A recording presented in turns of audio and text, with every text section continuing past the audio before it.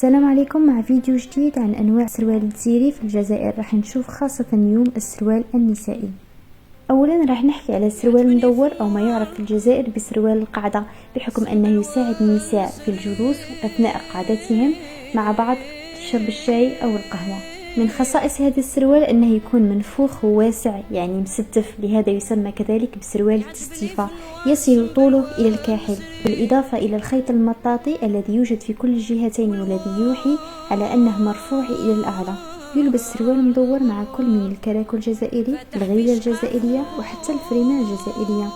بحكم أن المرأة الجزائرية كان دائما مبدعة وتحب تنوع في لباسها، خيطت نوع مشابه لهذا السروال بحيث أنه يصل إلى الكاحل، ولكن من خصائصه أنه يكون ضيق ومشدود مع الجسم، يعني بشكل ما ملتصق بالجسم.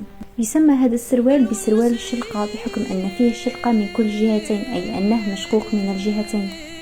كل من سروال مدور وسروال الشلقة كان لهم دور في ظهور لباس جديد في الجزائر، والذي يعرف بالبدرون. هو عبارة عن لباس ذات قطعة واحدة يتكون من جزء علوي وجزء السفلي، يكون يا إما سروال مدور أو سروال الشلقة. يعتبر البدرون الجزائري من أهم القطع في تصديرة العروسة الجزائرية، فبالرغم من بساطة شكله إلا أنه يحكي عن تاريخ وقصة وراء، ألا وهي أن زفيرة زوجة سليم تومي كانت أول من صممته. علما أنه بعض العروسات في الجزائر من رفضت فستان الزفاف على الشكل الأوروبي كليا، واستبدلته بالبدرون الجزائري بلونه الأبيض لتترك تلك البصمة التقليدية في تصديراتها.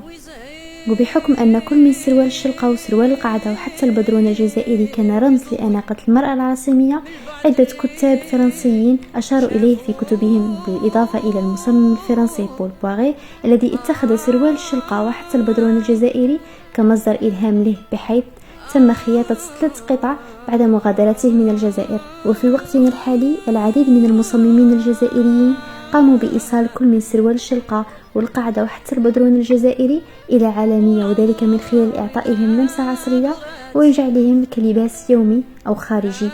وفي الأخير نقول كل من سروال القعدة وسروال الشلقة وحتى البدرون الجزائري هما رمز من رموز أناقة المرأة الجزائرية التي تنفرد بها وين ما تروح. فبالرغم من أن تاريخ هذا اللباس قديم، إلا أنه لازال يحافظ لوقتنا الحالي على قيمته ولازلنا نحتز به، ومن المستحيل أن نتخلى عنه، لأنه لباس متوارث أبا عن جد وسيبقى كذلك.